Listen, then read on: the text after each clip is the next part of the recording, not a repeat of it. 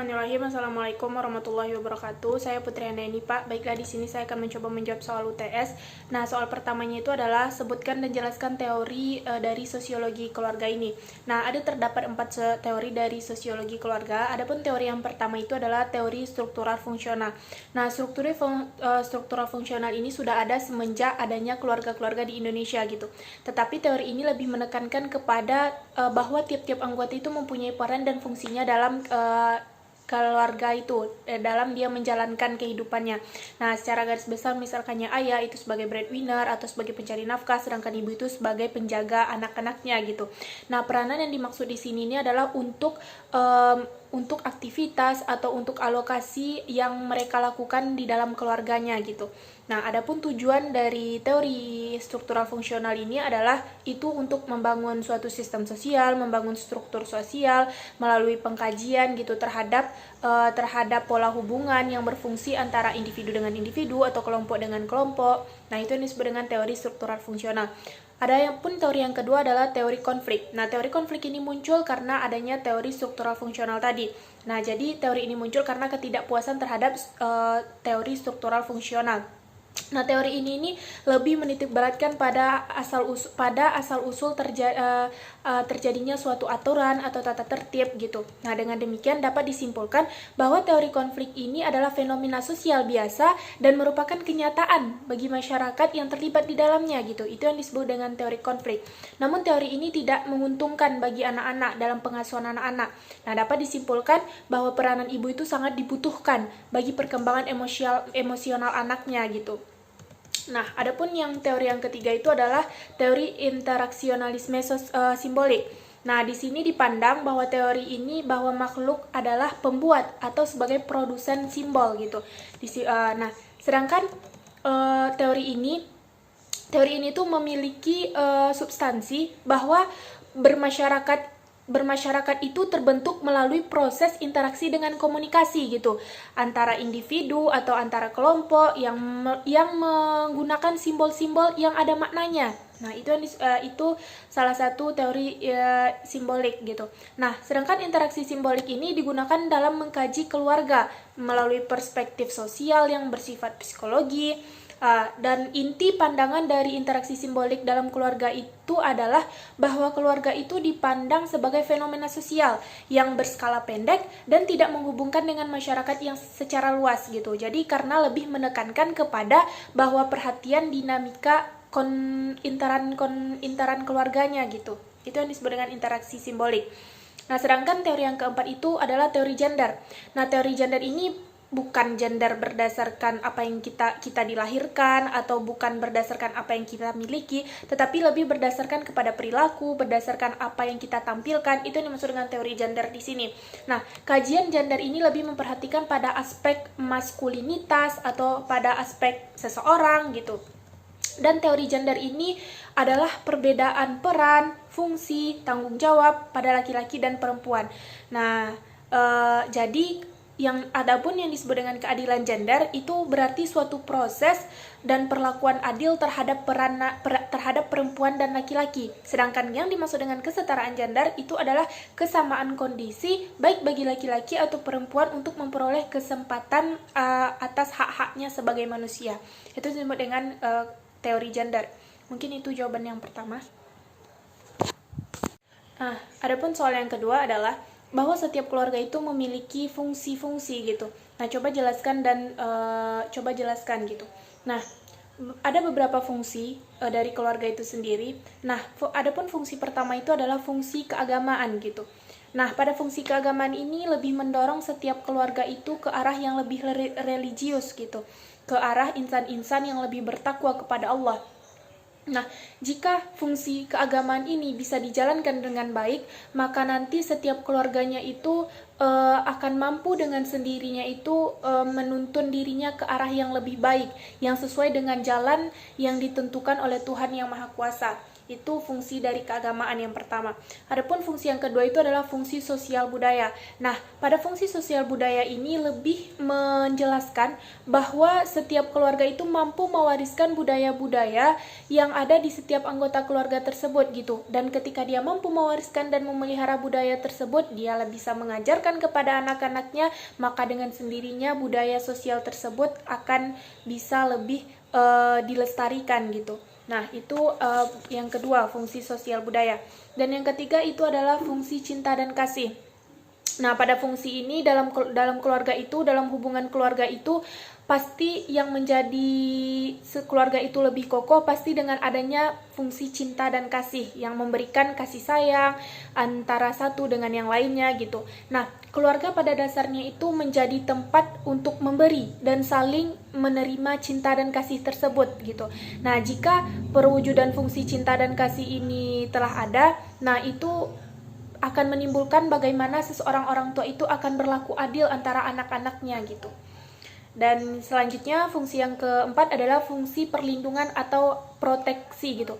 Nah, bahwa pada dasarnya fungsi keluarga yang akan menciptakan rasa aman dan rasa nyaman, perasaan hangat itu adalah ketika adanya fungsi perlindungan itu terwujud gitu.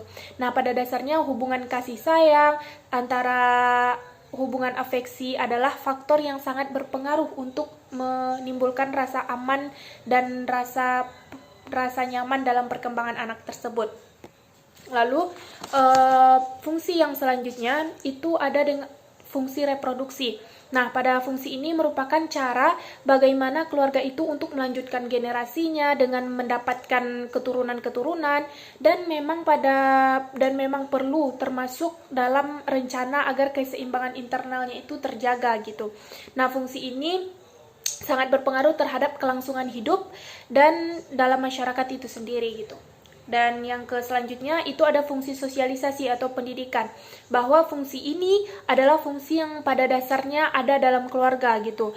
Nah, anak yang tumbuh dan berkembang itu dalam keluarga sebagai tempat pertama mereka yaitu perlu diberikan pendidikan gitu, pendidikan yang baik gitu, sebab akan berpengaruh pada perilaku yang akan dibawanya pada masa-masa yang akan datang gitu.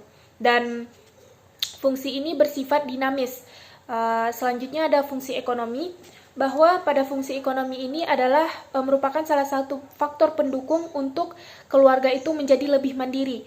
Dan fungsi ini juga menjelaskan bagaimana keluarga itu dapat memenuhi kebutuhan hidupnya itu di tengah-tengah masyarakat dengan batasan-batasan ya perekonomian yang ada gitu. Dan yang terakhir, fungsi yang terakhir itu adalah fungsi pembinaan lingkungan. Nah, fungsi pembinaan lingkungan ini yaitu keadaan yang berubah secara dinamis dalam masyarakat dan memerlukan anggota itu untuk mampu memposisikan dirinya itu sesuai dengan hal-hal yang seimbang, hal-hal yang selaras gitu. Sehingga meski berada di lingkungan yang luas, mereka akan terhindar dari gitu, seperti dari dikucilkannya dalam pergaulan gitu. Itu yang ada beberapa fungsi. Baiklah, saya lanjutkan dengan pertanyaan ketiga, yaitu ada beberapa faktor yang mempengaruhi pertumbuhan individu. Sebutkan faktor-faktor tersebut. Nah, memang ada 3 faktor yang mempengaruhi pertumbuhan individu tersebut. Faktor pertama itu adalah faktor nativistik. Nah, faktor nativistik ini adalah faktor yang memang bawaan dari lahir gitu, atau faktor alami gitu. Yang karena yang disebut dengan nativistik itu berasal dari kata nativus yang berarti terlahir.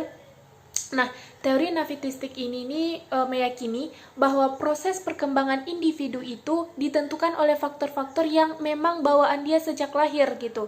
Nah, faktor ini meliputi faktor sifat-sifat, faktor psikis, biologis, serta kemampuan-kemampuan yang berupa bakat, berupa inteligensi dan lain-lain gitu.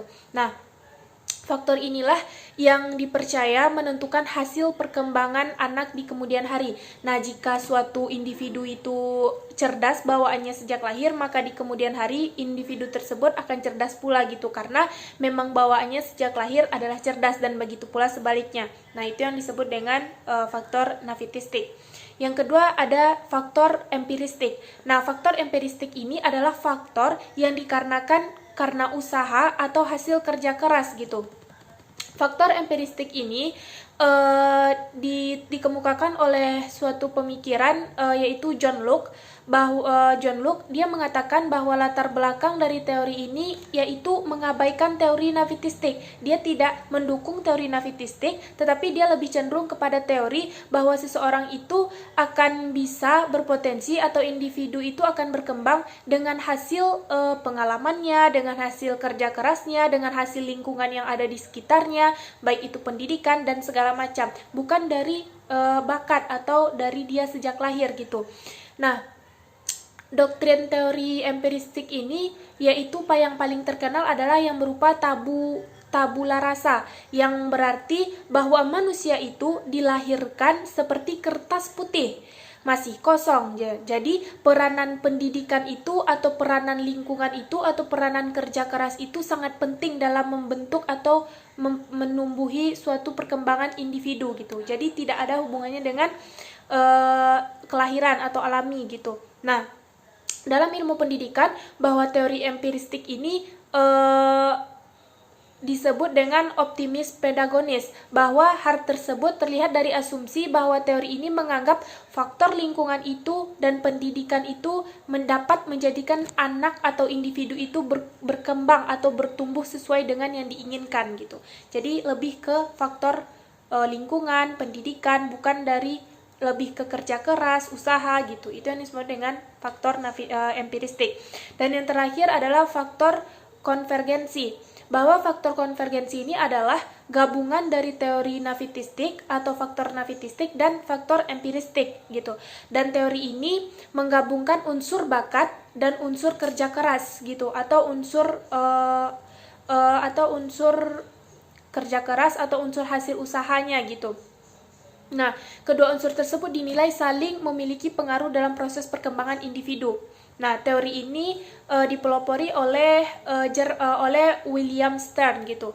Dan dikutip bahwa teori ini menyimpulkan bahwa semua yang berkembang dari dalam diri individu itu adalah karena memang dari bakat dan hasil usahanya. Ada bakat lalu dikembangkan atau lalu diusahakan gitu, atau dikerja keraskan bakat tersebut gitu. Itulah teori yang dimaksud dengan teori konvergensi. Nah, mungkin ada 3 teori tersebut. Soal yang keempat adalah ada beberapa teori tentang perubahan sosial. Nah, coba jelaskan. Nah, ada 5 teori yang bisa kita ambil terhadap perubahan sosial ini. Adapun teori yang pertama adalah teori evolusi. Bahwa yang dimaksud dengan teori evolusi ini adalah perubahan sosial itu memiliki arah tetap dan ada di setiap masyarakat gitu. Nah, yang dimaksud dengan perubahan arah tetap ini adalah bahwa teori itu berubah secara bertahap hingga akhir gitu. Setelah ada akhir, maka tidak ada perubahan sosial lagi. Maka stuck di sana. Berarti bertahap perubahannya itu gitu. Itu yang dimaksud dengan yang pertama teori evolusi. Sedangkan yang kedua adalah teori non-evolusioner. Bahwa teori non-evolusioner ini sebenarnya itu tuh masih ada kaitannya dengan teori evolusi. Tetapi perbedaannya bahwa beberapa ahli membuat perbaikan atas ide-ide teori ini yang cenderung dalam menganalisis perubahan sosial yang mendekatkan pada pendekatan unisioner gitu. Nah, sedangkan tokoh teori ini adalah seperti Gerard Lenki, yang dia itu menyatakan bahwa masyarakat itu sebenarnya bergerak gitu, seperti masyarakat itu bisa bercocok tanam, masyarakat itu bisa bertani untuk memenuhi kebutuhan hidupnya gitu. Itu yang dimaksud dengan teori non-evolusioner. Selanjutnya adalah yang ketiga, teori siklus. Nah, teori siklus ini itu tidak jauh berbeda dengan teori evolusi yang pertama tadi, bahwa teori ini merupakan proses perubahan sosial yang terjadi secara bertahap juga, seperti dengan evolusi tadi. Tetapi ini ketika sudah dari bertahap, dari awal sampai akhir, ketika sudah berakhir, dia akan tetap kembali lagi kepada awal dan dia tidak akan berhenti, tidak seperti evolusi tadi, maka dia akan mensikluskan lagi dan tidak akan pernah berhenti. Nah, sedangkan menurut Patriam Sorokin, bahwa perubahan siklus ini terjadi dalam 3 keadaan. Yang pertama, kebudayaan yang berputar, yaitu kebudayaan tradisional.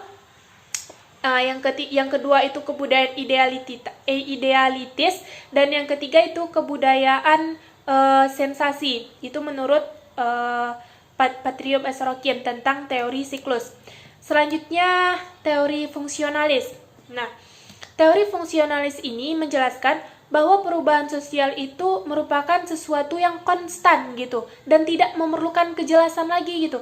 Dia konstan, tidak perlu penjelasan-penjelasan lagi gitu. Nah, teori ini tokoh yang berpengaruhnya adalah William Orgon gitu. Jadi, teori fungsional ini hanya menerima perubahan yang menguntungkan atau bermanfaat. Ketika perubahan itu tidak menguntungkan atau tidak bermanfaat, maka perubahan itu dibuang gitu, tidak digunakan gitu. Nah, itu yang dimaksud dengan teori fungsionalis. Selanjutnya yang terakhir adalah teori konflik. Nah, teori konflik ini menjelaskan bahwa perubahan itu hanyalah merupakan dari adanya konflik. Nah, ketika ada konflik, maka baru terjadi perubahan. Nah, karena konflik ini berlangsung secara terus-menerus, maka perubahan demikian pun ada gitu. Perubahan itu menciptakan kelompok baru dan kelas sosial baru. Nah, maka terjadilah konflik itu antar kelompok baru dan antar kelas sosial yang melahirkan perubahan-perubahan berikutnya. Baiklah, soal nomor 5 adalah ada beberapa proses terjadinya perubahan sosial gitu, sebutkan prosesnya. Nah, adapun proses dari perubahan sosial itu sendiri, yang pertama prosesnya adalah proses difusi. Nah, proses difusi ini adalah proses perubahan sosial yang mereka itu melakukan penyebaran unsur-unsur seperti melakukan penyebaran ide-ide atau keyakinan atau hasil-hasil kebudayaan mereka, yaitu dari satu golongan ke golongan lain, atau dari individu ke individu lain, atau dari satu masyarakat ke masyarakat lain gitu. Nah, difusi ini, pada proses difusi ini ada dua yang membedakannya gitu. Ada difusi intermasyarakat, ada difusi antar masyarakat. Nah, difusi intermasyarakat ini adalah difusi yang kebudayaannya itu antara individu dengan masyarakat atau golongan. Sedangkan difusi antar masyarakat itu adalah kebudayaan yang dari masyarakat ke antar masyarakat gitu. Itu yang disebut dengan difusi. Nah, lalu proses penyebaran yang kedua adalah proses akulturasi. Nah, kalau proses akulturasi ini dapat diartikan sebagai perubahan sosial. Perubahan sosialnya itu timbul apabila suatu kelompok ini dengan kebudayaannya itu tuh dihadapkan dengan kebudayaan lain gitu, yang sedemikian rupa. Jadi dia dihadapkan dengan kebudayaan lain, tetapi unsur-unsur kebudayaan dia sendiri tidak akan bisa dihilangkan gitu, tetapi dia cuma menambah unsur-unsur baru gitu dan tidak menghilangkan kebudayaan mereka sendiri gitu. Nah, proses akulturasi ini berjalan dengan sangat cepat atau lambat, itu tergantung dengan persepsi masyarakatnya. Ketika proses akulturasi itu dilakukan dengan pemaksaan, maka bisa jadi prosesnya agak lambat gitu. Tetapi ketika dilakukan dengan kedamaian, maka bisa jadi proses akulturasi ini diterima dengan cepat. Nah, selanjutnya proses penyebaran yang ketiga itu adalah asimilasi. Nah, kalau akulturasi tadi dia tetap memakai kebudayaan dia sendiri, nah ketika asimilasi itu tuh udah pada tahap lanjut gitu. Apabila terdapat golongan-golongan manusia itu yang mempunyai latar belakang kebudayaan yang berbeda-beda, lalu dihadapkan dengan kebudayaan asing, maka mereka lebih cenderung kepada kebudayaan asing ini dan akan meninggalkan kebudayaan mereka gitu. Lebih berinteraksi atau bergaul dengan kebudayaan asing tadi gitu. Nah, pada dasarnya asimilasi ini dilakukan sebagai usaha untuk perbedaan antar individu atau antar kelompok yang mereka itu bisa mencapai suatu kesepakatan berdasarkan kepentingan dan tujuan-tujuan bersama gitu. Nah, lalu proses yang keempat adalah proses akomodasi. Nah, ini proses yang terakhir, bahwa proses akomodasi ini menurut J.L. Jin dan J.P. Gill, bahwa akomodasi ini diartikan sebagai suatu pengertian yang digunakan oleh para sosiolog gitu untuk menggambarkan suatu proses dalam hubungan-hubungan sosial yang sama artinya itu dengan pengertian adaptasi. Jadi akomodasi ini lebih ke adaptasi, yaitu lebih ke menyesuaikan diri dengan alam sekitarnya gitu. Nah, dengan demikian akomodasi ini merupakan suatu keadaan yang menunjuk didapatinya keseimbangan dalam hubungan-hubungan sosial antara perorangan dan kelompok, atau sehubungan dengan norma-norma dan nilai-nilai yang berlaku di masyarakat tersebut. Itu adalah proses dari perubahan sosial yang terakhir, yaitu akomodasi.